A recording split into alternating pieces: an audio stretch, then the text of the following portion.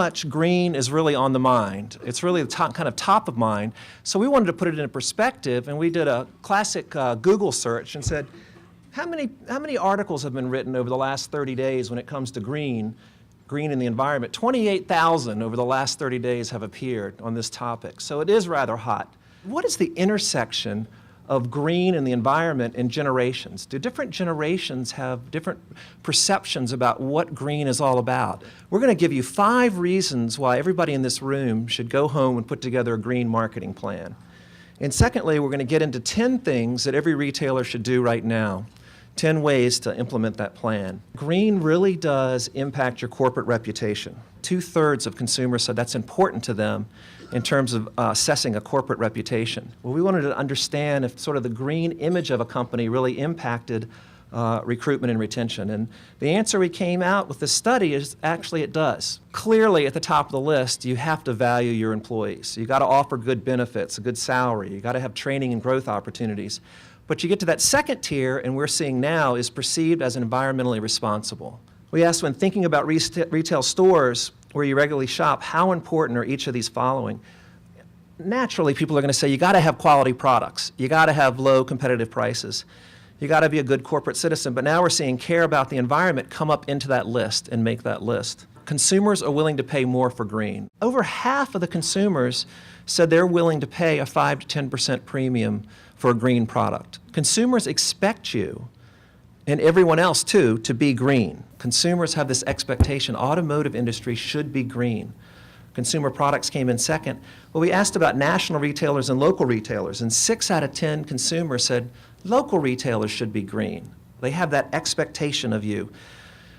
But when it comes to being green and actually delivering on it, there is a big gap between expectation and performance. It's about a 45% gap, 45% percentage points. So you look at that and you go, is that an opportunity or is that a problem? And we think it's a big opportunity for you. And Matt's going to come up and share with you our 10 recommendations on how everybody can go green. And the first of the 10 things that we want to share with you is actually embracing green. You're going to get all the consumers, majority of all the consumers, no matter what generation they are. They're going to come if you go after green. We found 5 flavors of green, if you will, ranging from people who aren't green at all, in fact we call them brown, all the way up to people who are super green. They say they rate a 5 on being an environmentalist, and they do everything. They do everything all the time. A lot of people are green. In fact, when we sliced it and diced it, we found that adults fell across all 5 of those segments in about equal chunks. About 20% of the population was in each of those 5 segments.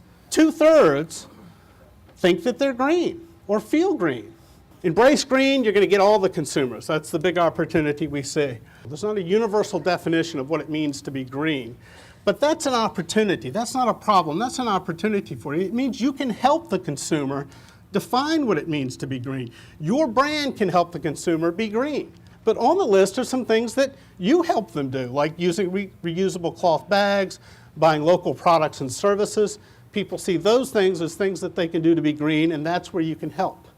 So think globally, act locally, and you can be green. Number 3, showcase your green practices. If you do green stuff, take credit for it. Here's a company that's got a green bag, a reusable bag, and they put their big slogan on it, get hip, get green.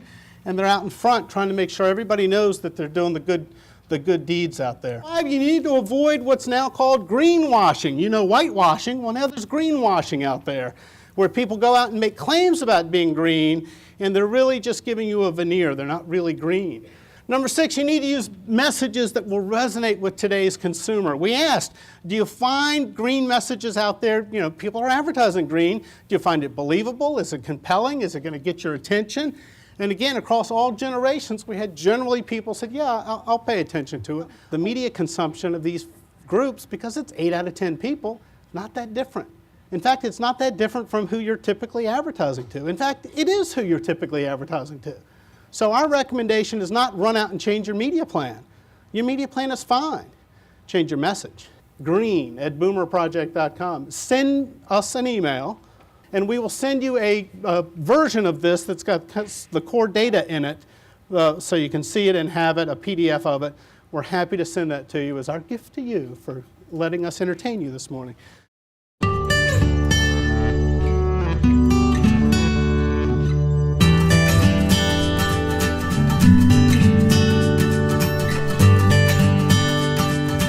you.